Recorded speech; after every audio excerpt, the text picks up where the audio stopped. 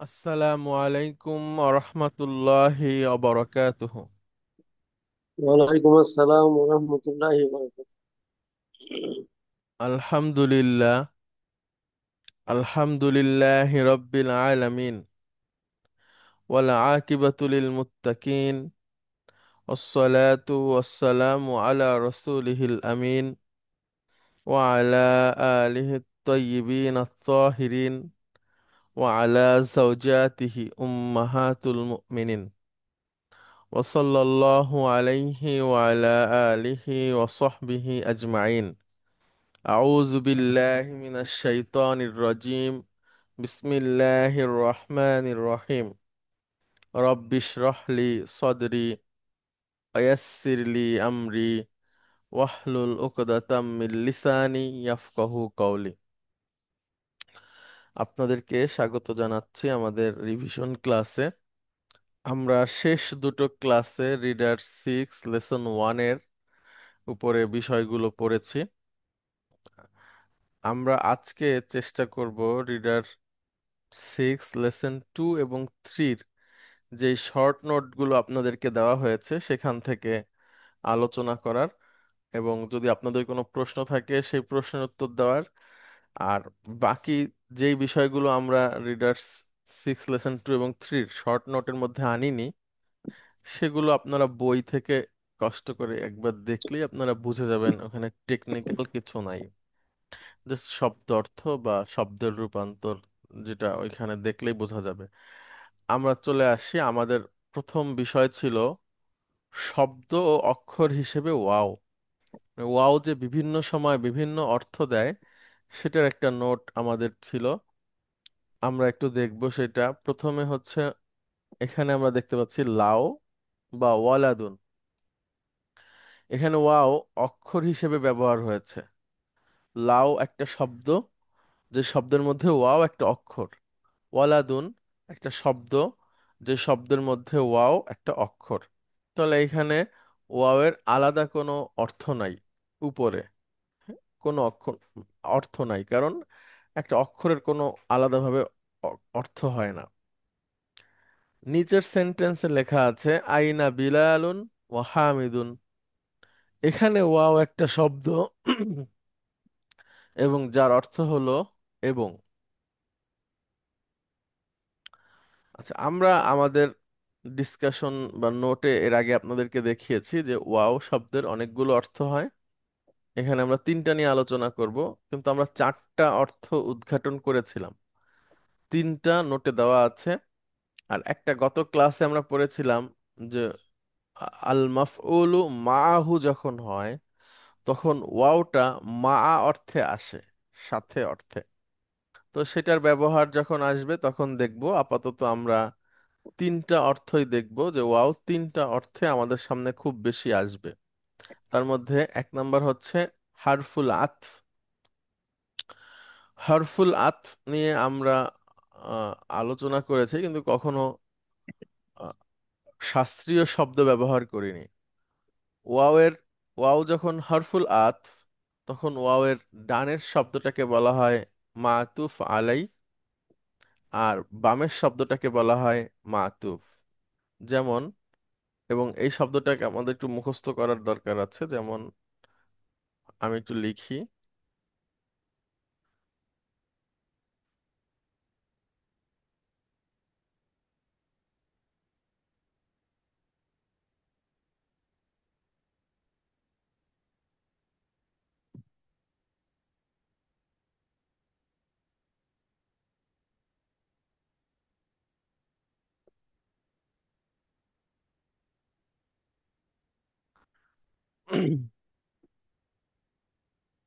আচ্ছা, এটা হলো আমাদের আলোচ্য বিষয়।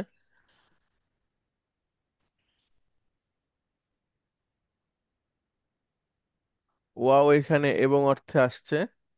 এই ওয়াও এর নাম হচ্ছে হারফুল আতফ। তার ডানে যে শব্দটা থাকে, এটা হচ্ছে মাতুফ আলাই। আর বামে যে শব্দটা থাকে, এটা হচ্ছে মাতুফ।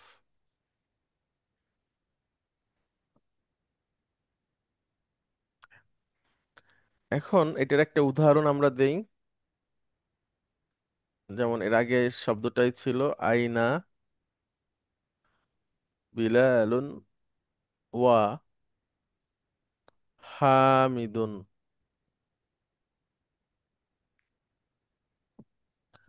এটা একটা। দুই, রাআইতু বিলালান ওয়া হামিদান।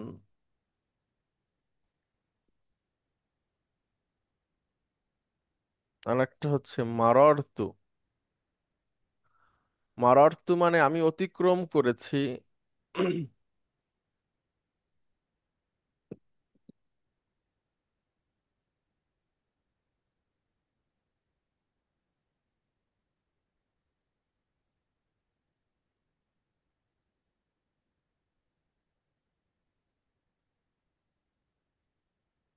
এখানে আমাদের সেই উদাহরণটা আমরা পাবো, দেখেন আইনা বিলালুন ওয়া হামিদুন।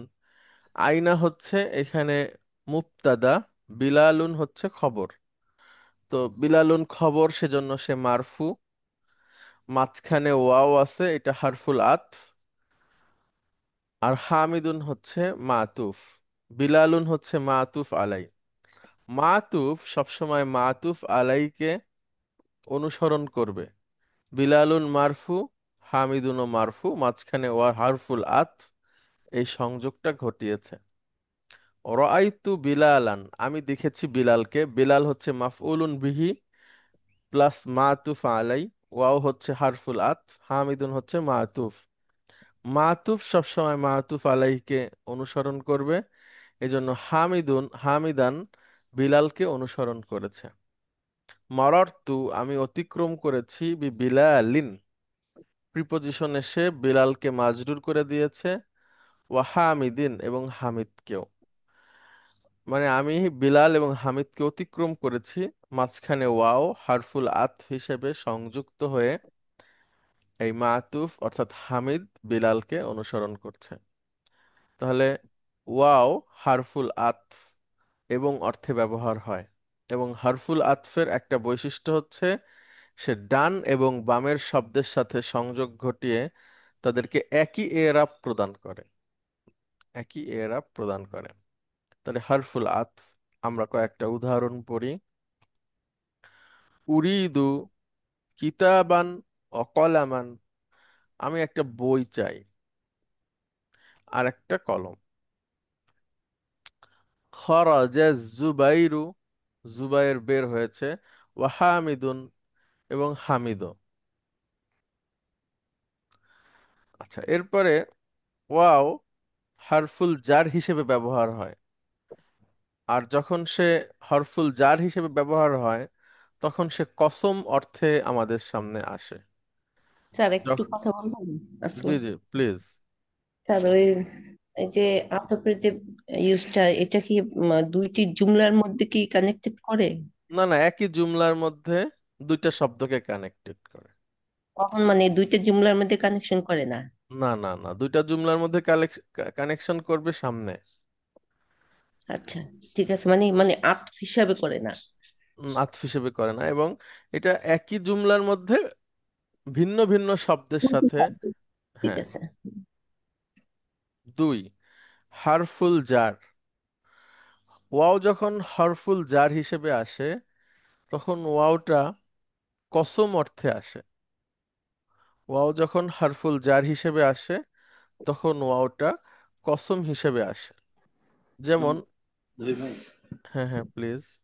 বলবো? হ্যাঁ হ্যাঁ বলেন প্লিজ। আপনি আপনি যেটা বললেন যে মাতুব মাতুব আলাইকে অনুসরণ করবে, তাই না?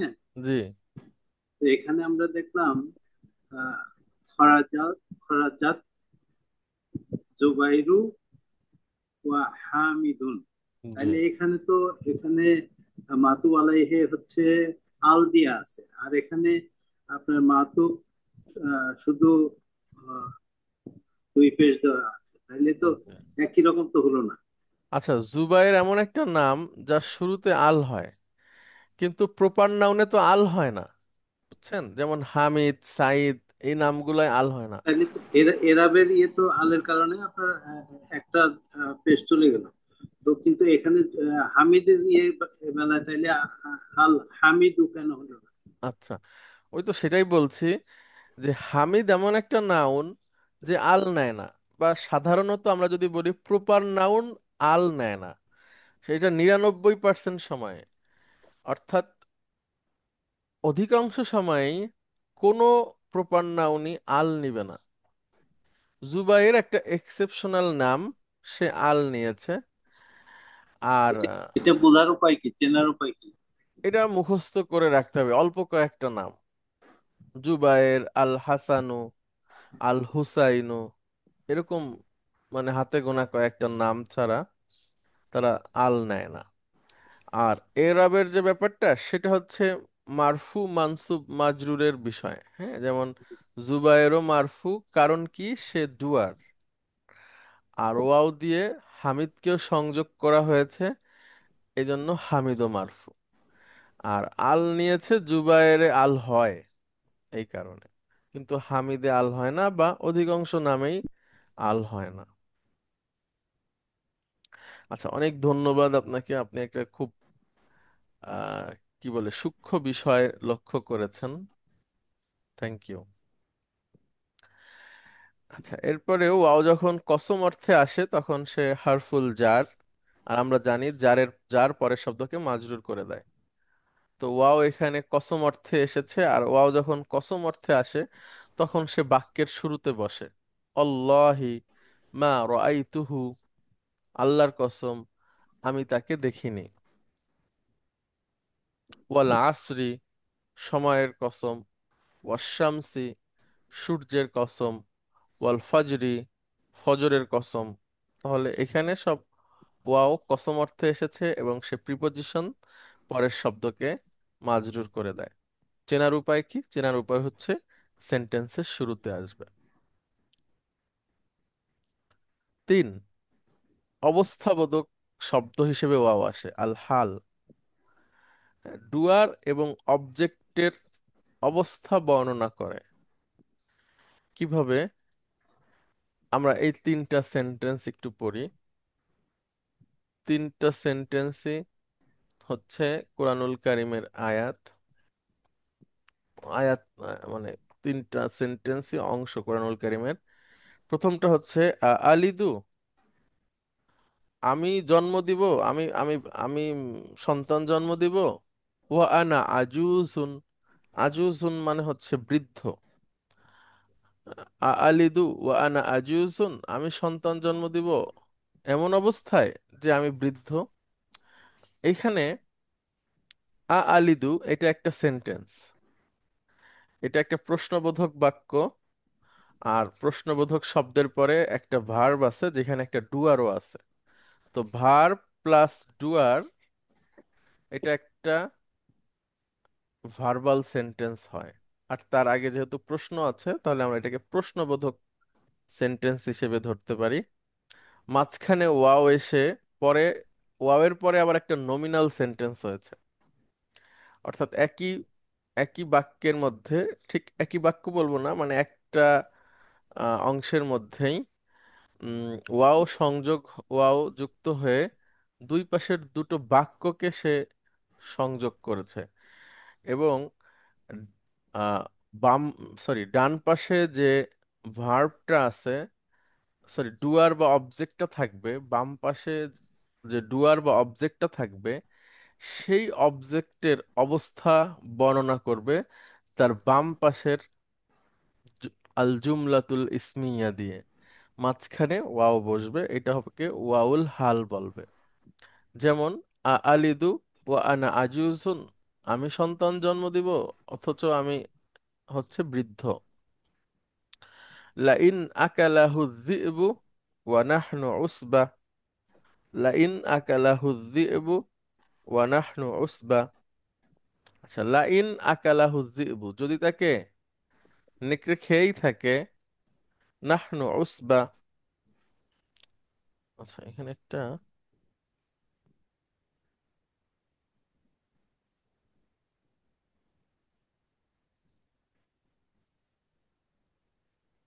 আচ্ছা, হ্যাঁ ঠিক আছে, লাইন আকালাহু যিবু, যদি তাকে নেকড়ে খেয়েই থাকে, ওয়ানাহনু উসবা, এবং তাকে এমন এমন সময় খেয়েছে যে আমরা একটা দল, মানে আমি একা না, আমি একা ছিলাম আর আমার সাথে সাথীকে নেকড়ে খেয়ে ফেলছে, ব্যাপারটা এরকম না।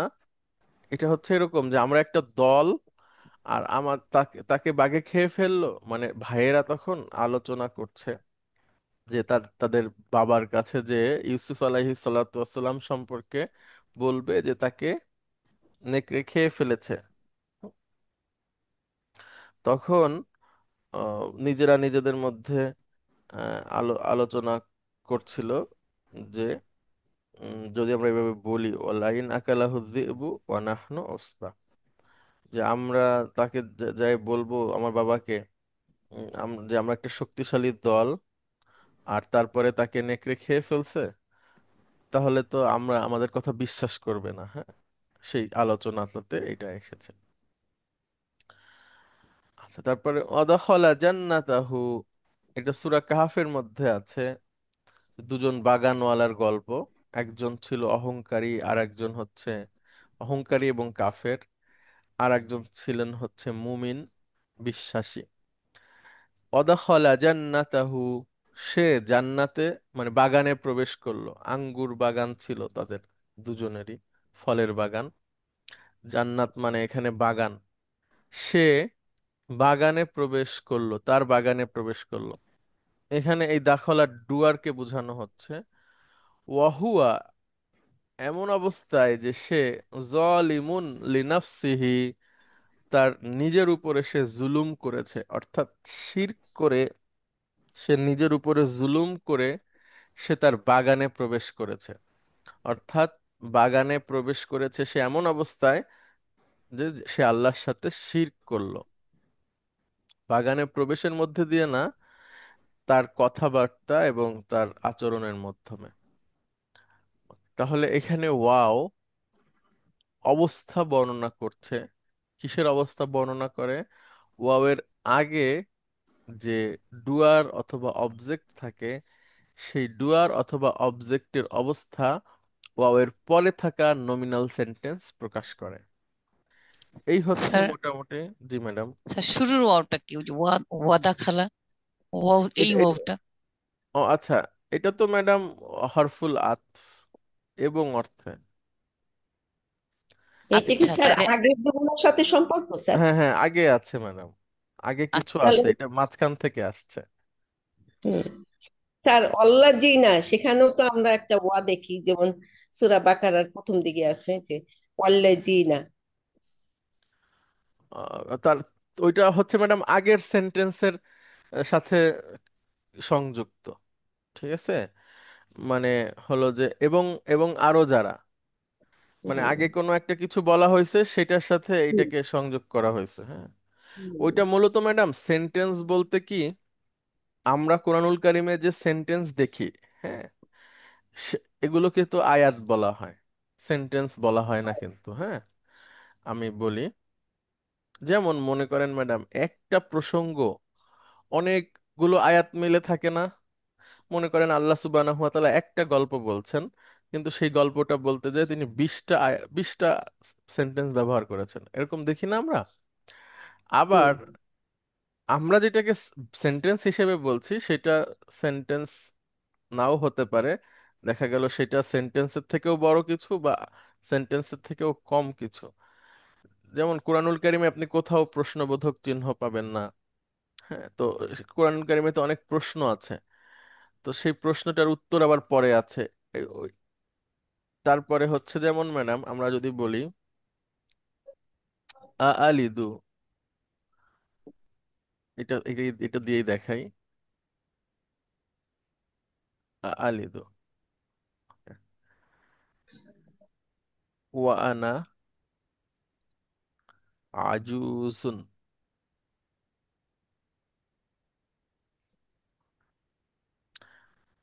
এইখানে কিন্তু দুইটা সেন্টেন্স ম্যাডাম।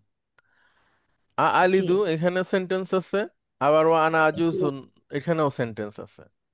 কিন্তু জি, এটা তো একটা আমরা আমাদের চোখে দেখা সেন্টেন্সের অংশ, এর মধ্যে আরো অনেক কিছু আছে। তো সেন্টেন্স যদি বলি সেক্ষেত্রে বাক্য, ওই দৃষ্টিভঙ্গিতে যদি কোথাও একটা ফেল প্লাস ফাইল পাওয়া যায় আমাদের দৃষ্টিতে, আমরা যেটাকে বলি গ্রামার যদি শিখে থাকি, তাহলে এটা একটা সেন্টেন্স। আবার কোথাও যদি মুবতাদা প্লাস খবর পাওয়া যায়, সেটা একটা সেন্টেন্স আমাদের দৃষ্টিতে। এটা হচ্ছে আল জুমলাতুল ফেলিয়া, এটা আর হচ্ছে এটা আল হচ্ছে ভয়েস। জুমলাতুল ইসমিয়া। কিন্তু দেখা গেল কোরআনুল কারিমে যেটা থাকে, অর্থাৎ একটা গোল চিহ্ন থেকে নিয়ে শুরু করে আর একটা গোল চিহ্ন, এর মধ্যে একাধিক বাক্য থাকতে পারে এইটার আলোকে। আর কোরআনুল কারিমের যে এক একটা একটা গোল থেকে আর একটা গোল থাকে, এগুলোকে মূলত সেন্টেন্স বলা হয় না, এগুলোকে বলা হয় আয়াত। আয়াত মানে ম্যাডাম সেন্টেন্সের থেকেও আরো ব্যাপক অর্থে। আয়াত মানে নিদর্শন, মানে এটা তো আল্লাহ সুবহানাহু ওয়া তাআলার কথা, তো এটাকে আল্লাহর কথা হিসেবে একটা নিদর্শন হিসেবে ধরা হয়। অর্থাৎ কোরআনের প্রতিটা শব্দ বা প্রতিটা বাক্য হচ্ছে আল্লাহর নিদর্শন। নিদর্শন। নিদর্শন অর্থাৎ আয়াত যে আমরা বলি এটার মানে কিন্তু সেন্টেন্স না, আয়াত মানে হচ্ছে ম্যাডাম নিদর্শন। তো কোরআনের আয়াতের, কোরআনের যে বাক্যগুলো আছে এগুলোর পবিত্রতা, এগুলোর মর্যাদা বোঝাতে যে আয়াত ব্যবহার হয়, জুমলা ব্যবহার হয় না কিন্তু। একটা আয়াতের মধ্যে অনেক জুমলা থাকতে পারে। আচ্ছা। সেন্টেন্সের আরবি হচ্ছে জুমলা, কিন্তু আয়াত কিন্তু সেন্টেন্সের আরবি না। আয়াত মানে হচ্ছে নিদর্শন, সাইন। আচ্ছা, তাহলে ম্যাডাম একটা প্রশ্ন করছেন, অদাখলার যে শুরুতে ওয়াওটা আছে এটা কি, শেষে এইখানে নিচের আয়াত নিচের সেন্টেন্সে এই ওয়াও এর আমি এখানে একটু বলি।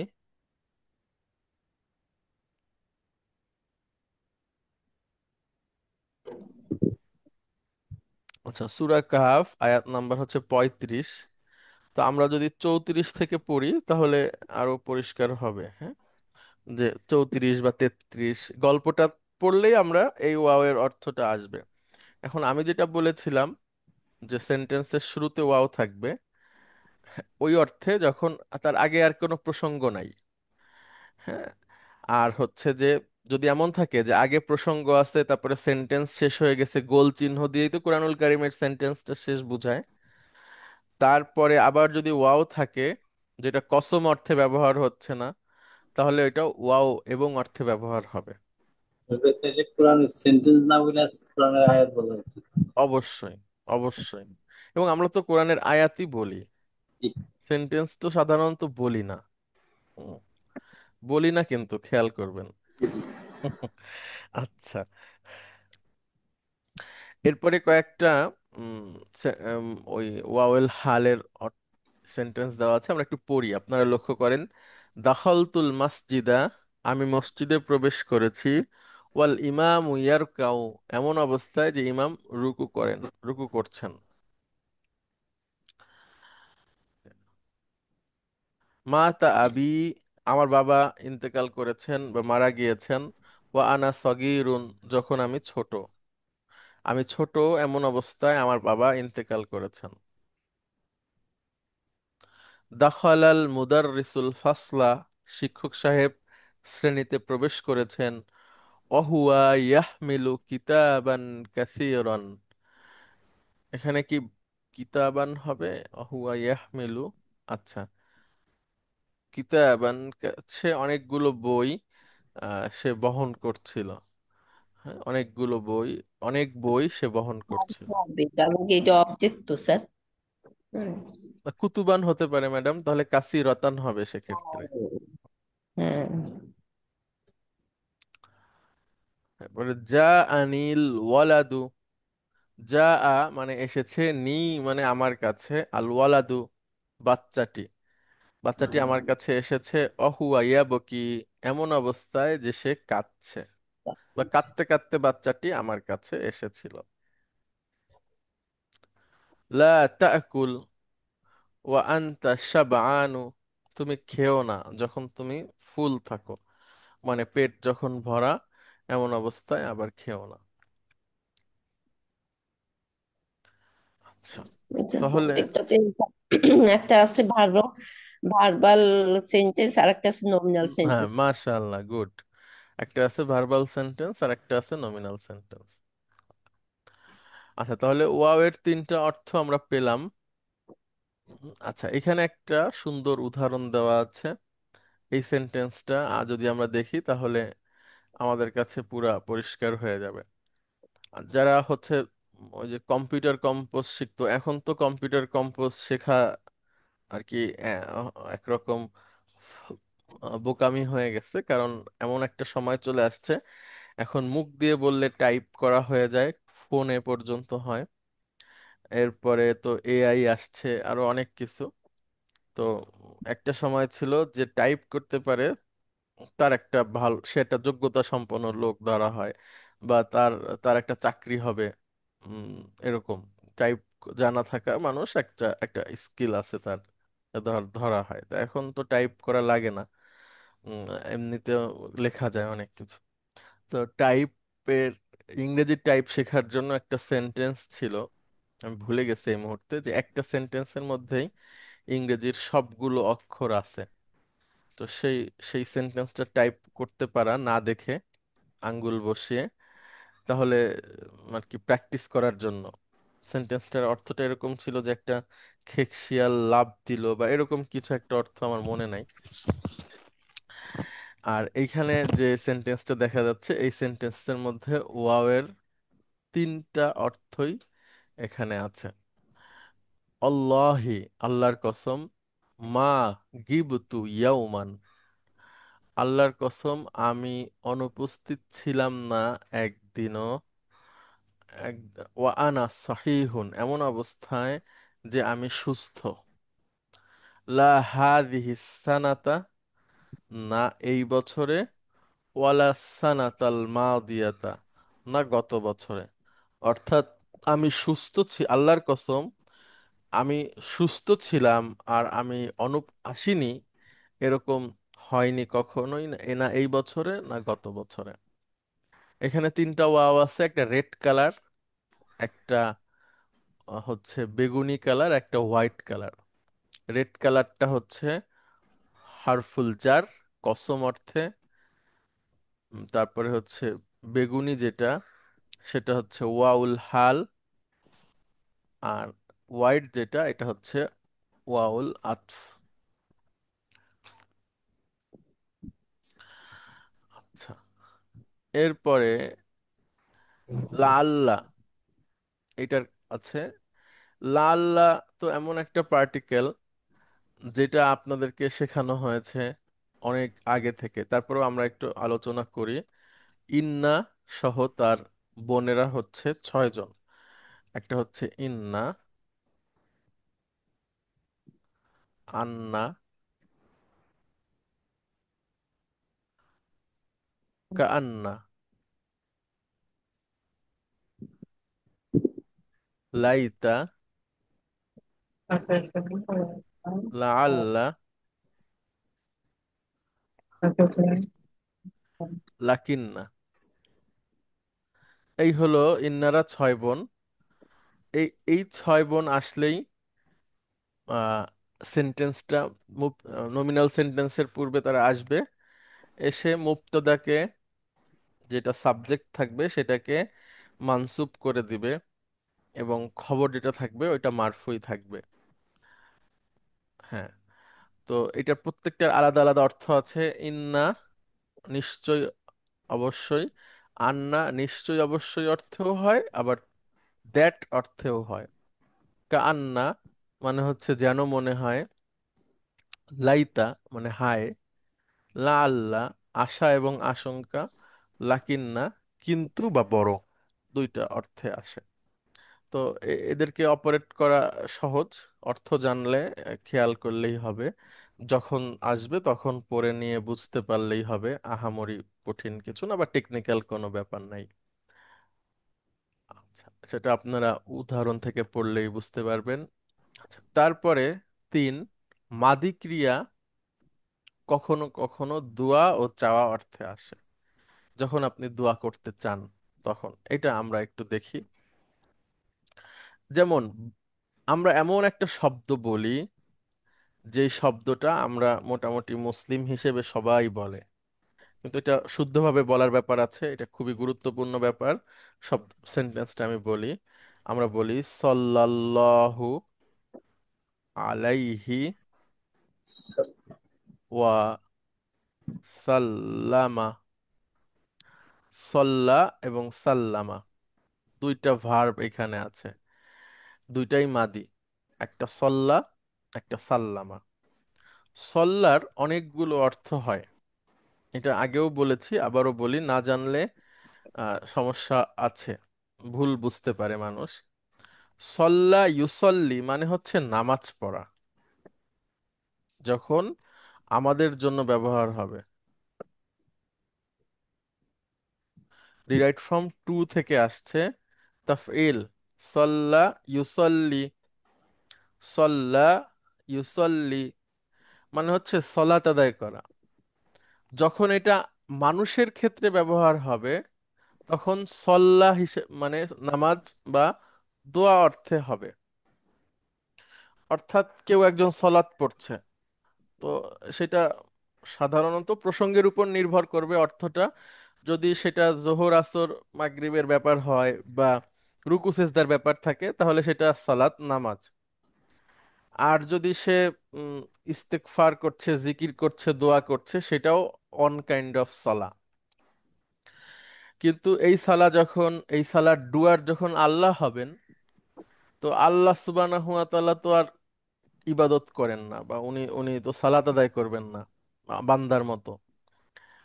যেহেতু আমরা সালাত পড়ি তার জন্য, রুকু করি তার জন্য, সেজদা করি তার জন্য, তার কাছেই সাহায্য চাই, তিনি আমাদের মালিক। এবং নামাজের মধ্যে যত কথা আছে সবকিছুই হলো প্রার্থনা সূচক, যে আল্লাহ ক্ষমা করেন, রিজিক দেন, মাফ করে দেন, তারপরে নিজের উপর জুলুম করেছি, মাফ করে দেন, ইত্যাদি। কিন্তু আল্লাহ সুবহানাহু ওয়া তাআলা তো আর এগুলো বলবেন না। তাহলে অর্থটা কি হবে?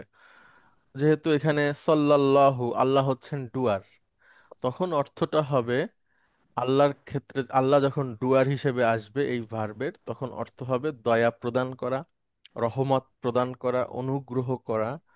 হ্যাঁ, তারপরে হচ্ছে মানে আল্লাহ সুবহানাহু ওয়া তাআলার সাথে যে অর্থটা যায়, যেটা আমরা আল্লাহর কাছে চাই, সেটা আল্লাহ সুবহানাহু ওয়া তাআলা সলাত বর্ষণের মাধ্যমে দেন। যেটা আমরা আল্লাহর কাছে চাই নামাজ পড়ে, সলাতের মাধ্যমে আল্লাহ সুবহানাহু ওয়া তাআলা আবার সলাতের মাধ্যমে সেটা প্রদান করেন। অর্থাৎ আল্লাহর দয়া, রহমত, অনুগ্রহ, এগুলো আল্লাহ যখন দেন এটাকেও সলা বলে। আর সাল্লামা ইউসাল্লিমু, এটার অনেকগুলো অর্থ হয়। মানে আল্লাহর ক্ষেত্রে যখন হবে তখন অর্থটা হবে হচ্ছে উম, কি বলবো আমরা এটা, আচ্ছা, পৌঁছে দেওয়া, পৌঁছে দেওয়া অর্থে হবে, বা সমর্পণ করা অর্থে হবে। এরকম পৌঁছে দেওয়া অর্থই সবচেয়ে ভালো হবে। সাল্লামা ইউসাল্লিমু একটা অর্থ হয় সালাম দেওয়া, আর একটা অর্থ হয় অর্পণ করা, পেশ করা। যেমন আমরা বিভিন্ন গল্পের মধ্যে পড়েছি যে শিক্ষক নোটবুক চাইলো এবং ছাত্ররা নোটবুকটাকে পেশ করলো। হ্যাঁ, সাল্লামুদ দাফাতিরা, তারা নোটবুক পেশ করলো। কিন্তু আল্লাহর ক্ষেত্রে যখন অর্থটা হবে তখন অর্থ হবে পৌঁছে দেওয়া। তো সাল্লাল্লাহু এখন তাহলে অর্থ, যখন রসুল সাল্লাল্লাহু আলাইহি সাল্লামের নাম আমরা শুনি, মুহাম্মাদের নাম সাল্লাল্লাহু আলাইহি ওয়াসাল্লাম, তখন আমরা এটা বলি।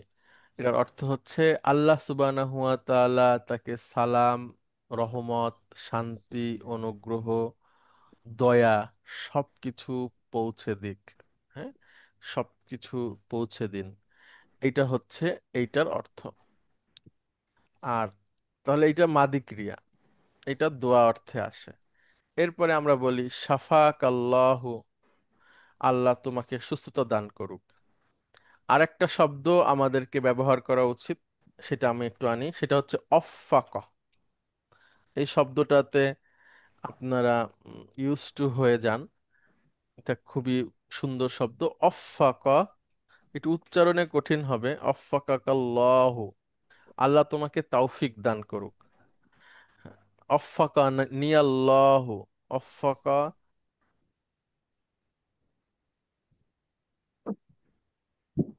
নিয়াল্লাহু, আল্লাহ আমাকে তৌফিক দান করুক। অফাকাকুমুল্লাহু, আল্লাহ তোমাদেরকে তৌফিক দান করুক। হ্যাঁ, অফাকা ইউফিকু তৌফিকান, মানে হচ্ছে যোগ্যতা তৌফিক, যেটাকে আমরা বলি, আহ, সেটা জন্য দোয়া করা।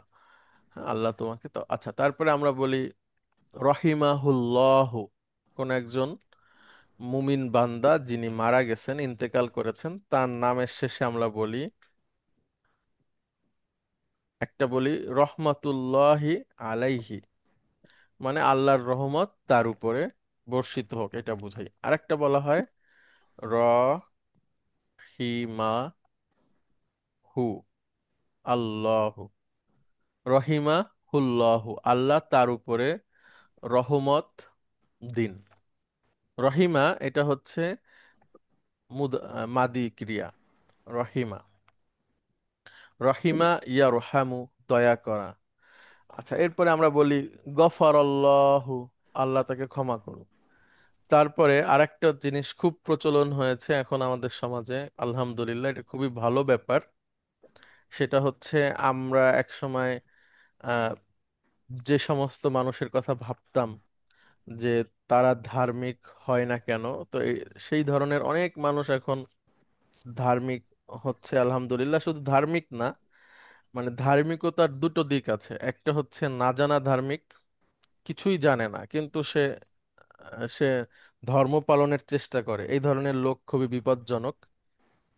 আর একটা হচ্ছে যে জানে এবং পালন করার চেষ্টা করে, সেটা যে কোনো পেশার মানুষ হতে পারে, সেটা খুবই ভালো। তো আমাদের সমাজে এখন একটা শব্দ খুব ব্যবহার হয়, সেটা হচ্ছে জাযা। মূলত শব্দটা হচ্ছে জাযা, এটা হচ্ছে আমাদের ভার্ব। জাযা ইয়াজিসি, জাযা ইয়াজিসি, একটু বলি।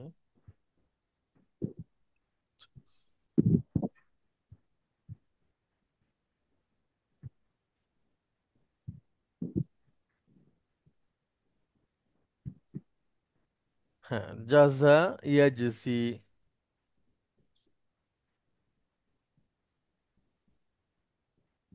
এটার মানে হচ্ছে প্রতিদান দেওয়া, প্রতিদান দেওয়া। হ্যাঁ, এটা হচ্ছে দরাবা ইয়াদরিবু থেকে, মূল মূল শব্দ হচ্ছে জিম,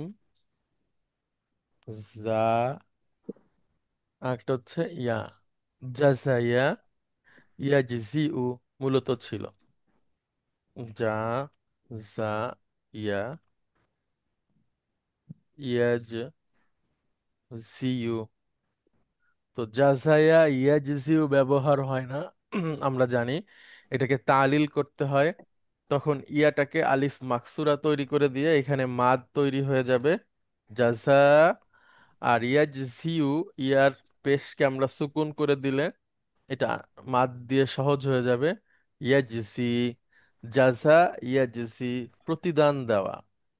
তো সেখানে মাদি ক্রিয়াটা ব্যবহার হয় জাজা। আর যখন জাজার সাথে প্রোনাউন ব্যবহার হয় তখন আলিফ মাকসুরা কেটে দিয়ে সেখানে সাধারণ আলিফ ব্যবহার হয়, জাজাকা আল্লাহু। আল্লাহু হচ্ছেন এখানে ডুয়ার, জাজা হচ্ছে ভার্ব, আর কাটা হচ্ছে মাফউলুন বিহি। আল্লাহ তোমাকে উত্তম আল্লাহ তোমাকে প্রতিদান দান করুক, এর সাথে আমরা যুক্ত করি খয়রন, মানে উত্তম। খয়র মানে হচ্ছে উত্তম, আল্লাহ তোমাকে উত্তম প্রতিদান দান করুক। আচ্ছা, যেই যেই শব্দ দিয়ে ভার্বের পরিমাণ, ভার্বের অবস্থা বুঝায়, সেই শব্দকে কি বলে, কেউ বলতে পারবেন? আমরা শিখেছি, গত গত ক্লাসে শিখেছি আমরা, যেই শব্দ দিয়ে ভার্বের পরিমাণ বোঝানো হয়, ভার্বের অবস্থা বোঝানো হয়, সেটাকে কি বলে? সেটাকে হাল হাল বল। হাল। আচ্ছা, ভেরি গুড। দেখে আসি আমরা একটু। ওকে, দেখেন, যে নাউন ফাইল বা মাফউলুন বিহির অবস্থা বর্ণনা করে তাকে হাল বলে। তাহলে ফাইল মাফউল দুইটার অবস্থা বর্ণনা করে। এইখানে কোনটা করছে? খয়র মানে হচ্ছে উত্তম। আল্লাহ তোমাকে উত্তম প্রতিদান দান করুক। তাহলে খয়র এখানে কার প্রতিনিধিত্ব করছে, কি বুঝাচ্ছে? ভার্বের প্রতিনিধিত্ব করছে না? জি, ভার্বের। তাহলে সেটাকে কি বলবো আমরা? বলেন একজন। ভার্বের প্রতিনিধিত্ব, ইসিমের প্রতিনিধিত্ব করলে তো স্যার ওইটা এই দেখেন, মাফউলুল লাহু যেই ও, মাজদার ক্রিয়া সংঘটিত হওয়ার কারণ বুঝায়। ক্রিয়াকে কেন দ্বারা প্রশ্ন করলে যে নাউন উত্তর দেয় সেই নাউন হলো মাফউলুল লাহু। এটা কি হবে? অথবা মাফউলে মুতলাক, কোনটা হবে? লাভই হবে। এখানে আছে ওয়ালা তাকতুলু আওলাদাকুম খশিয়াতা ইমলাক, তোমরা তোমাদের সন্তানকে ক্ষুধার ভয়ে হত্যা করো না। আর এখানে আছে জাযাকাল্লাহু খায়রান, আল্লাহ তোমাকে উত্তম প্রতিদান দান করুক। তাহলে এখানে খয়রানটা কি হবে, এটা আপনারা উত্তর দিবেন, হ্যাঁ, আজকে না পারলেও পরের দিন দিবেন ইনশাআল্লাহ। মুতলাক হবে না হবে সেটা? হ্যাঁ লাভ হ্যাঁ হবে হ্যাঁ, কেন? বলুন। কেন মানসুব? খয়রান কেন মানসুব? এবং এক- কেমন মানসুব? ও হ্যাঁ, আচ্ছা, কেমন কেন? মানসুব? জি। আচ্ছা, এরপরে,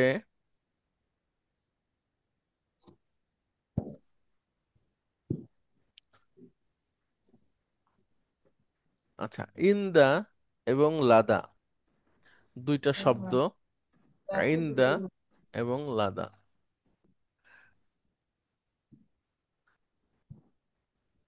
আচ্ছা, ইন্দা হচ্ছে একটা জর্ফ। ইন্দা একটা জর্ফ এবং এটা মুদাফ হিসেবে ব্যবহার হয়। একইভাবে লাদা এটাও মুদাফ হিসেবে ব্যবহার হতে পারে, কিন্তু যখন সে মুদাফ হিসেবে ব্যবহার হবে তখন তার ইয়ার যেটা আলিফ মাকসুরা আছে এটা ইয়ে হয়ে যাবে। ইয়া হয়ে সুকুন হবে তার উপরে, হ্যাঁ, লাদাই। দুইটার অর্থই হচ্ছে কাছে, নিকটে।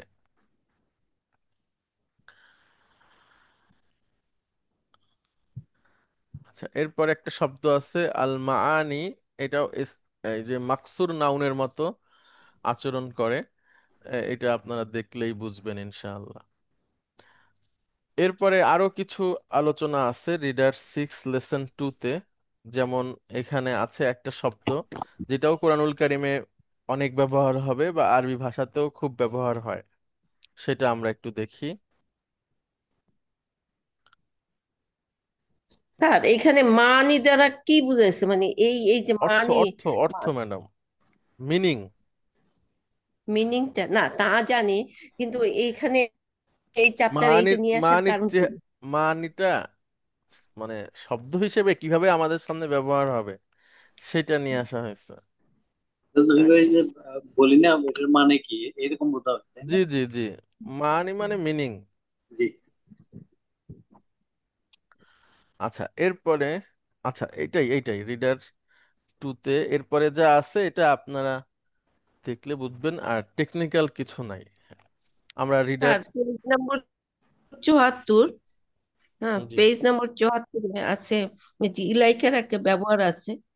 যে একদম নিচের যে সেন্টেন্সটা, ইলাইকে হাজিহি দাপ্তারা হুম, ইয়া আপাতত, এটা কি ঠিক আছে স্যার? হ্যাঁ হ্যাঁ, ঠিক আছে ম্যাডাম। কেন ইলাই কি হবে? ইলাই কি তো ও আচ্ছা, ইলাইকুন্না। ইলাই করলেন। ঠিক আচ্ছা, আছে, হ্যাঁ হ্যাঁ, গুড, ভেরি গুড, মাশাআল্লাহ ম্যাডাম, থ্যাংক ইউ। তাহলে ইলাই করলেন। ইলাইকুন্না হাজিহিদ আহ, দাফাতির হবে তাহলে। এখানে তো এক বচন আছে ম্যাডাম নোটবুকের কথা, যদি আপনি বোনদেরকে সম্বোধন করে বলেন যে বোনেরা এই নোটবুকটা নেন, তো একটা নোটবুক নিতে তো আর সব বোনেরা আসবে না, তো হুম। তাহলে বহু বচন হবে, মানে দাফতারাটা দাফাতিরা হয়ে যাবে, যে বোনেরা নোটবুক গুলো নিন। দাফাতিরা। হুম, ঠিক আছে, নোট বই, হ্যাঁ অর্থ তো তাই দেওয়া আছে, নোট বইগুলো নিন, তাহলে ওইখানে দাফতারা এক বচন আছে, এটা দাফাতিরা হয়ে যাবে। হুম, জাজাকাল্লাহ।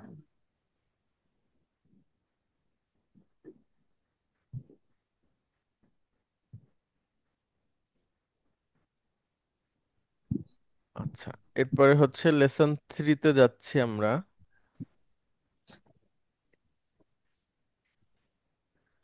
লেসন 3-তে মূল যে ব্যাপারটা সেটা হচ্ছে মাজহুল বা প্যাসিভ ভার্ব।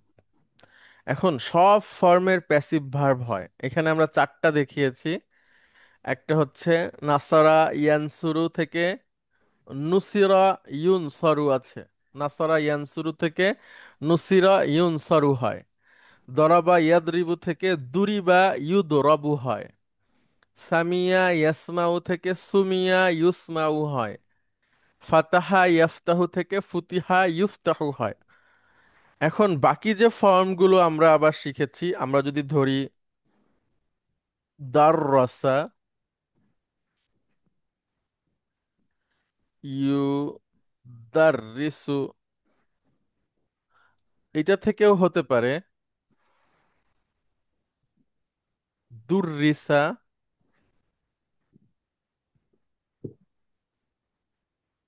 ইউ দাররসু, তখন সেকেন্ড রেডিকেলে জবর হয়ে যাবে। তাহলে দুররিসা ইউ দাররসু, এরকম হতে পারে, এটা দুই। তারপরে তিন থেকে ওরকম হতে পারে, আহ, বা 7 নাম্বার থেকে হবে না, মানে মাজহুল ক্রিয়া আমাদের সামনে আসতে পারে। আমরা এই চারটা দিয়েই আপাতত উদাহরণটা দেখি। এখানে একটা জিনিস লক্ষ্য করেন, এখানে এটা এটা গুরুত্বপূর্ণ, যে যখন কোনো প্যাসিভ ভার্ব আমাদের সামনে আসবে, এরপরে যে নাউনটা থাকবে সেই নাউনটা মূলত অবজেক্ট হওয়ার কথা ছিল সাধারণ বাক্যে, কিন্তু প্যাসিভ ক্রিয়ার পরে থাকা নাউন মারফু হবে, এবং তার নাম হচ্ছে আরবি ভাষাতে না ইবুল ফাইল, ফাইলের সহকারী, স্থলাভিষিক্ত। ডেপুটি। হ্যাঁ, যেমন আমরা একটা উদাহরণ দেই।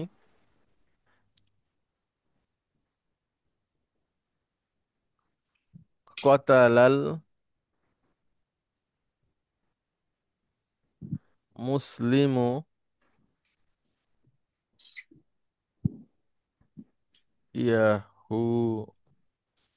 ইয়াহুদিয়্যু দিয়া।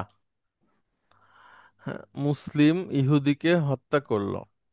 কতালাল মুসলিমুল ইয়াহুদা, এখানে কতালা হচ্ছে ভার্ব, অ্যাক্টিভ ভার্ব, মুসলিমু ডুয়ার, আর ইয়াহুদি ইয়া হচ্ছে অবজেক্ট বা মাফউলুন বিহি। ডুয়ার সবসময় মারফু, অবজেক্ট সবসময় মানসুব।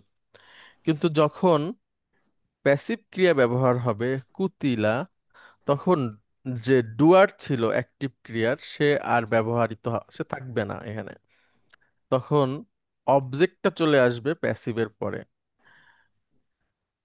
ইয়াহু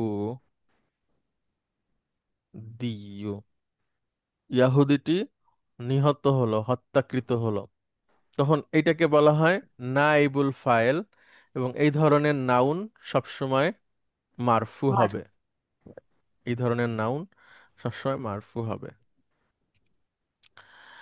আচ্ছা, তাহলে একইভাবে দরাবা, দুরিবা, দুরিবা হামিদুন, হামিদকে পেটানো হলো। হ্যাঁ, তারপরে হচ্ছে সুমিয়াল কোরআনু, কোরআন শোনা শোনা হলো, এরকম। ফুতিহাল বাবু, দরজাটি খোলা হলো। আর আমরা যদি ফাতাহা ব্যবহার করে বলতাম, তাহলে বলতাম ফাতাহা হামিদুন আল বাবা, হামিদ দরজাটি খুলেছে। কিন্তু যখন আহ, এটা ব্যবহার করব প্যাসিভ ক্রিয়া মাজহুল আরবিতে বলে, তখন সেখানে আর অ্যাক্টিভ ক্রিয়ার ডুয়ারটা থাকবে না, অবজেক্টটাই ডুয়ারের জায়গায় এসে ডুয়ারটা মারফু হয়ে যাবে। যেমন, আচ্ছা ওই উদাহরণটা এখন দেয়া ঠিক হবে না। আচ্ছা, তারপরে হলো 2, অ্যাডভার্ব, সময়সূচক অ্যাডভার্ব বা মাফউলুন ফিহি, যেই নাউন দ্বারা ক্রিয়া সংঘটিত হওয়ার স্থান বা সময় বোঝায় তাকে মাফউলুন ফিহি বলে। আচ্ছা, এবং মাফউলুন ফিহি এটা স্থান এবং সময় বোঝাবে ক্রিয়া সংঘটিত হওয়ার। যেমন দাখালতুল মাসজিদা, আমি প্রবেশ করেছি মসজিদে। তো কখন এবং কোথায়, ভার্বকে যদি এই প্রশ্নটা করা হয় কখন এবং কোথায়, যদি উত্তর আসে সেটা হচ্ছে মাফউলুন ফিহি, কখন এবং কোথায়। দাখালতু, আমি প্রবেশ করেছিলাম, কখন, কোথায়। কখনের উত্তর নাই, কোথায়, উম, এটা হচ্ছে মসজিদে। সাফার তু শাহরন, আমি 1 মাস সফর করেছি। তাহলে সাফার তু, আমি সফর করেছি, শাহরন 1 মাস, সময় বোঝাচ্ছে। তাহলে একটা স্থান একটা সময়, এটা হচ্ছে মাফউলুন ফিহি। মাফউলুন ফিহি সবসময় মানসুব হবে। আচ্ছা, এরপরে আরেকটা শব্দ আছে এখানে, আখরু এবং উখরা, এটা একটু লক্ষ্য করেন।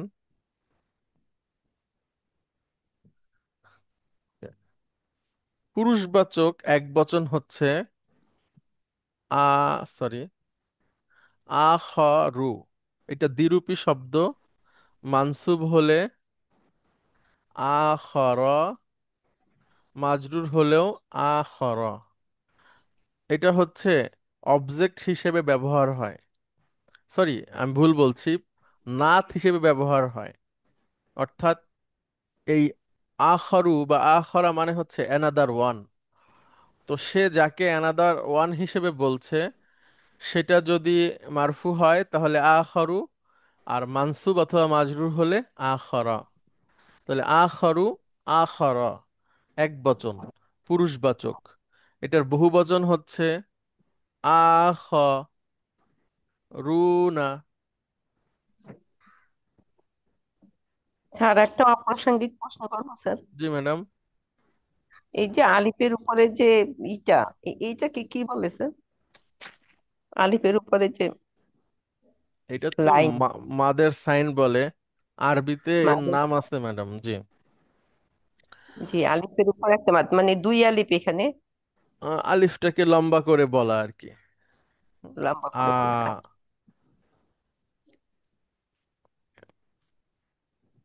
আ আখরুনা। আর মহিলাবাচক হলে এক বচন হচ্ছে উখরা।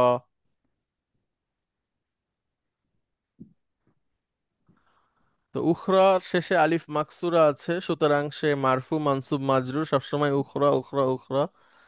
আর বহুবচন যখন হবে তখন খ র- রু, উখরু, উখরু।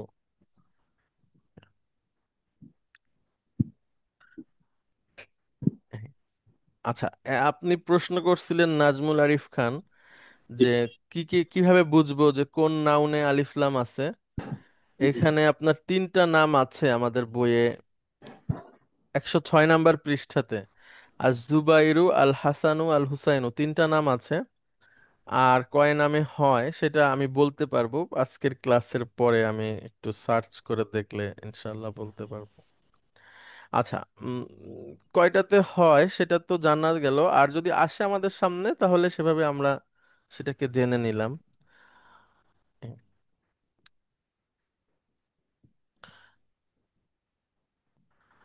আচ্ছা, আর একটা বিষয় এখানে আছে, যেমন আমরা যদি বাংলায় বলি বিশ্ব এবং বৈশ্বিক, বাংলায় যদি বলি বিশ্ব বৈশ্বিক। তো এটা যেমন হয় আরবিতেও এরকম হয়। আরবিতে আমরা এটাকে বলবো যেমন বান গ লা দেশু। এটা আমাদের দেশের নাম, কিন্তু যখন ব্যক্তি হিসেবে আমি কোথাও দাঁড়াবো যেখানে সারা পৃথিবীর মানুষ আছে, তখন আমার জাতীয়তার পরিচয় কি হবে? বানগালিয়ুন। আরবরা আমাদেরকে বানগালিয়ুন বলে, মানে বইয়ের ভাষায় বললাম। আর হচ্ছে যে এমনিতে বলে বানগালি বানগালি, হ্যাঁ, এভাবে বলে। তাহলে বাংলাদেশ আমাদের দেশের নাম, আমরা আমাদেরকে বলা হয় বানগালিয়ুন, অথবা আর একটু বলতে পারি আমরা বানগলাদেশিয়ুন।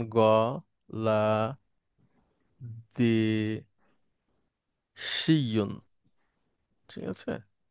তো বাঙ্গালিয়ন বলে বাংলাদেশিদের মধ্যে এখানে তো বিতর্ক আছে, আপনারা জানেন যে আমাদের জাতীয়তাবাদ কি হবে, বাঙালি নাকি বাংলাদেশি।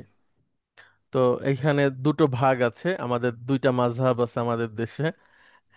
একটা হচ্ছে এক গ্রুপ বলছে যে না আমরা বাঙালি, আর এক গ্রুপ বলছে যে না আমরা বাঙালি না। আমরা যদি বাঙালি হই তাহলে যারা চাকমা আছে, মারমা আছে, পাহাড়ে অনেক গ্রুপ আছে, তারা কি হবে? তাছাড়া বাংলা ভাষাতেই যদি আমাদের জাতীয়তাবাদ হয়, তাহলে বাংলাদেশের ওই পারে যারা আছে পশ্চিম বাংলায়, তারাও তারাও কি বাঙালি কিনা? আর তারা যদি বাঙালি হয় তাহলে আমাদের ন্যাশনালিটির সাথে তো তাদের ন্যাশনালিটি মেলে না, তারা ভারতীয়, আমরা বাংলাদেশি। তো এখানে অনেক একাডেমিক বিতর্ক আছে, রাজনৈতিক বিতর্ক আছে। আর এক গ্রুপ বলতেছে না আমরা যদি বাংলাদেশি বলি আমাদেরকে, তাহলেই আমাদের ন্যাশনালিটিটা ভালোভাবে বোঝা যাবে, যে ভৌগোলিক সীমা রেখাটা তখন বোঝা যাবে। তখন এই বাংলাদেশের মধ্যে পাহাড়ি যারা আছে তারাও অন্তর্ভুক্ত হয়ে যাবে, আর সেই সাথে পশ্চিম বাঙালিদেরকেও আমরা আলাদা করতে পারবো। হুম। তো যুক্তির নিরিখে আমি যদিও এটার কোনোটারই পক্ষে বা বিপক্ষে বলছি না, এটা বেশি যুক্তিযুক্ত যে আমরা যদি বাংলাদেশি বলি তাহলে আমাদের যে ম্যাপের আছে এটার মধ্যে যারা আছে আমরা সবাই বাংলাদেশি। আর যদি বাঙালি বলি তাহলে এখানে একটু বিতর্ক থাকে। যাই হোক, আহ এটা আমাদের জন্য কোনো বিষয় না, অনর্থক বিষয়। আল্লাহ সুবহানাহু ওয়া তাআলা বলছেন, রাসূল সাল্লাল্লাহু আলাইহি সাল্লাম আমাদেরকে শিখাচ্ছেন দোয়া করা, আল্লাহুম্মা ইন্নী আসআলুকা ইলমান নাফিয়া। হে আল্লাহ, আপনি আমাকে উপকারী জ্ঞান দান করেন। তো জ্ঞান অনেক রকম আছে, তার মধ্যে কিছু জ্ঞান হলো উপকারী, যেটা দরকার, যেটা কোনো কাজে আসবে না সেই জ্ঞান নিয়ে কোনো লাভ নাই। আচ্ছা, তাহলে জাতিগতভাবে কিভাবে বলা হয় পেলাম আমরা। এরপর আরেকটা শব্দ আনি, সেটা হচ্ছে না বিয়ুন, মানে নবী। এটাকে আমরা যদি বলি না বা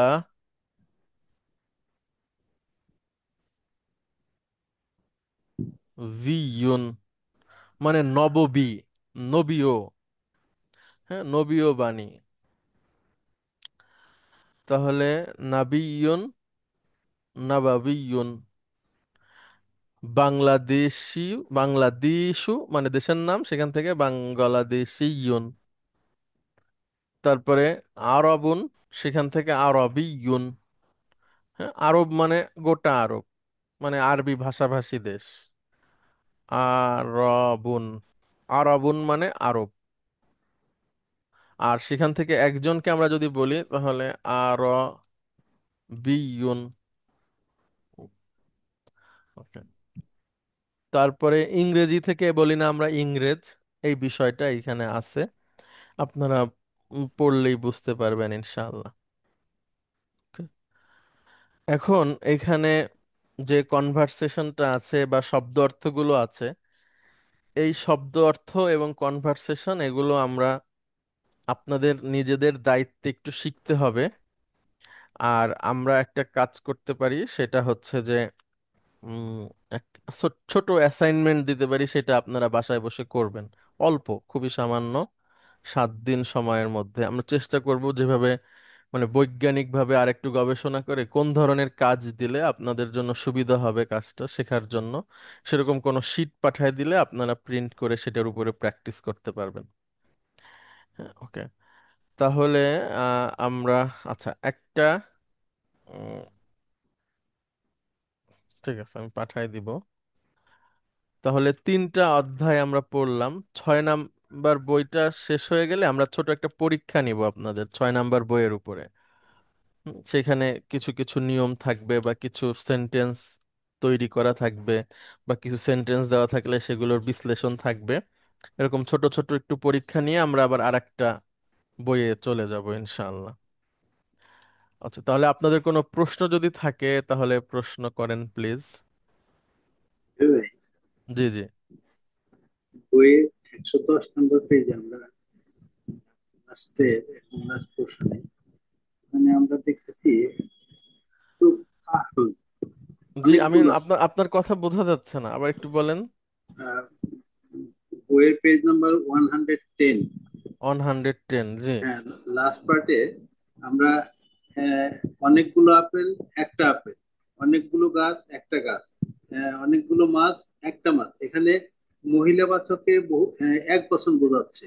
হুম আর আপনার আহ, আহ, দুইটা আহ, ইয়েতে আপনার কি বলে যে মারকুতে বহু বচন বোঝাচ্ছে, যেমন তুফাহুন, হুম। আর এখানে তুফাহাতুন। ওকে। জি। এটা আচ্ছা আচ্ছা, সুন্দর প্রশ্ন করছেন, আমি বলি দেখেন, তুফা হাতুন, এটাকে আমরা বলছি মহিলাবাচক, তাই তো? জি জি আচ্ছা, যখন সে বহুবচন হবে তখনও সে মহিলাবাচক। সেটার সূত্রটা কি বলেন? ওই যে গয়রে আকল বহুবচন সবসময় মহিলাবাচক একবচন। জি জি। তাহলে আপনি যদি বলেন এই হয় একটি আপেল, সেক্ষেত্রেও আপনাকে বসাতে হবে হাজিহি। আর যদি বলেন এগুলো আপেল, বহুবচন বসাতে চান, সেক্ষেত্রেও আপনাকে বসাতে হবে হাজিহি। ঠিক আছে? কারণ এটার আপনার আকল নাই। আপনি যদি গাছের ক্ষেত্রে বলেন, একই, সাজারাতুন সাজারুন, সামাকাতুন সামাকুন, মাছেরও তো আকল নাই। সেক্ষেত্রে দুইটাই মহিলাবাচক, একটাতে গোলতা আছে আর একটাতে নাই। এটা অসুবিধা নাই, কোনো বড় বিষয় না আর কি। ওকে। জি, আর কোনো প্রশ্ন প্লিজ? আচ্ছা স্যার এইটাই আরেকটু আরেকটু যদি আরেকবার যদি রিপিট করতেন, ম্যাডাম, এটা একটু আমরা আমার কাছে পড়েছিলাম না বুঝতে- গয়রে আকল বহুবচন সবসময় মহিলাবাচক একবচন? যেমন হ্যাঁ ফাতেমা। ঠিক আছে ম্যাডাম, আপনি হ্যাঁ ফাতেমা বা খাদিজা এই কথাটা মনে রাখবেন। জি ফাতিমাতু, এই ফাতেমার ক্ষেত্রে আপনি যেই ধরনের প্রোনাউন ব্যবহার করবেন, ডেমনস্ট্রেটিভ প্রোনাউন ব্যবহার করবেন, ভার্ব ব্যবহার করবেন। হ্যাঁ, যেমন আমরা এর ক্ষেত্রে প্রোনাউন ব্যবহার করব কি সি, তাই না? যখন বলবো সে, মানে হিয়া। তারপরে ভার্বের ক্ষেত্রে যদি বলি সে বের হয়ে গেছে, তাহলে খরাজাত। যদি বলি তুমি বের হয়ে গেছো, খরাজতি। তাই না? অর্থাৎ ফাতেমার ক্ষেত্রে আমরা মহিলাবাচক এক বচনের সমস্ত নিয়মগুলো অ্যাপ্লাই করব। ঠিক এক একইভাবে বছরে। এক আচ্ছা মহিলাবাচক এক বচনের, ঠিক একইভাবে যেই বহুবচনগুলো গয়রে আকল, মানে আকলহীন, তারা সবাই ফাতেমার মতো ট্রিট পাবে। যেমন ম্যাডাম, আপনি কোন একটা বহুবচন বলেন, আকলামুন আমরা ধরলাম, ঠিক আছে? জি।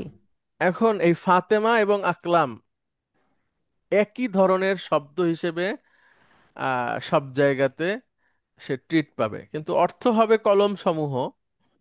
কিন্তু তার আগে যদি বসে তাহলে হাজিহি বসবে, বা তার ডেমনস্ট্রেটিভ প্রোনাউন যদি বসে তাহলে হিয়া হুম। বসবে, বা তার যদি ভার্ব হয় তাহলে মহিলাবাচক এক বচনের ভার্ব গুলো বসবে। অর্থাৎ বহু বচন যত আছে, যে সেটা যদি গয়রে আকল হয়, তাহলে তার জন্য সব মহিলাবাচক এক বচন হিসেবে ইয়ে হবে, যেমন কুতুবুন। হুম। কুতুবুনের সবকিছু মহিলাবাচক একবচন হিসেবে আমরা পাবো। তারপরে আবওয়াবুন, দরজা সমূহ। তারপরে নাওয়া নাওয়াফিজু, জানালা সমূহ। ঠিক আছে ম্যাডাম, এরকম মানে যত বহুবচন আছে বলা হয় সবগুলাই, তার মধ্যে থেকে বিশেষ করে যাদের আকল নাই। এখন যদি আপেলের বহুবচন হয়, মাছের বহুবচন হয়, গাছের বহুবচন হয়, সব এই গ্রুপের মধ্যে পড়বে। সবাই সবই ফাতেমা। একটা আপেলের মতো ট্রিট করবে, এটাই হ্যাঁ কি? হ্যাঁ হ্যাঁ হ্যাঁ, শব্দ হিসেবে, কিন্তু বুঝাবে একটা আপেল। বহুবচন। হ্যাঁ, আচ্ছা আচ্ছা। শব্দগুলো ব্যবহার হবে মানে এক তার বচনের। ওই ব্যবহারগুলা সব ওই এক বচনের মতনই উম, ব্যবহার হবে। জি হ্যাঁ। জি, আচ্ছা, বুঝতে পেরেছি। ঠিক আছে। তাহলে এই আলোচনাগুলো হয়ে গেল। এরপরে তো আমরা এগুলোর অনেক প্র্যাকটিস করেছি, আমাদের ভিডিওতে আছে, সেখান থেকে আপনারা দেখে নিলে, পড়লে বুঝতে পারবেন ইনশাআল্লাহ। তো আজকে আমরা শেষ করছি, দেখা হবে ইনশাআল্লাহ আবার আগামী ক্লাসে। আব্দুল মতিন সাহেব আমাদের, উনি হজে যাচ্ছেন, আমরা সবাই ওনার জন্য দোয়া করব। আল্লাহ সুবহানাহু ওয়া তাআলা তাকে হজ্জে মাবরুর এর তৌফিক দান করুন এবং সুস্থভাবে আবার আমাদের মাঝে ফিরিয়ে আনুক। আর আপনিও আমাদের জন্য দোয়া করবেন, আল্লাহ সুবহানাহু ওয়া তাআলা আমাদেরকে ক্ষমা করে দিন এবং আমাদেরকে তৌফিক দান করুক কোরআনুল কারীমের ভাষা শেখার জন্য। জি আব্দুল মতিন, আপনি আ- শুনতে আ- পাচ্ছেন? জি স্যার, জি স্যার, আসসালামু আলাইকুম। ওয়ালাইকুম আসসালাম হ্যাঁ স্যার, রহমতুল্লাহ। আমার জন্য দোয়া করেন স্যার, অবশ্যই আমি সবার জন্য দোয়া করবো। আর যদি ক্লাসের মধ্যে আমি দীর্ঘদিন ক্লাসে আছি, যদি কারো কোনো মনে কষ্ট দিয়ে থাকি, দয়া করে ক্ষমা করে দিবেন। আমরা ক্ষমা করে দিলাম, আপনিও ক্ষমা করে দেবেন এবং দোয়া করবেন। ফি আমানিল্লাহ। আপনি জি আমাদেরকে ক্ষমা করে দিবেন। জি। জি, অনেক ধন্যবাদ। তো আগামী সপ্তাহে ইনশাল্লাহ আমাদের ক্লাস হবে 31 তারিখ। তারপরের সপ্তাহে হবে না, কারণ বাংলাদেশে ঈদ হবে হচ্ছে জুন মাসের 7 তারিখে। তো আমরা হচ্ছে যে আগামী সপ্তাহে ক্লাস করব, এরপরে 7 তারিখে ক্লাস করব না। 14 তারিখে ক্লাস হবে কি হবে না সেটা আমরা আপনাদের সাথে আলাপ করে নেব ইনশাল্লাহ। আচ্ছা, অনেক ধন্যবাদ আপনাদেরকে। আসসালামু আলাইকুম ওয়া রাহমাতুল্লাহি ওয়া বারাকাতুহু। ওয়ালাইকুম আসসালাম।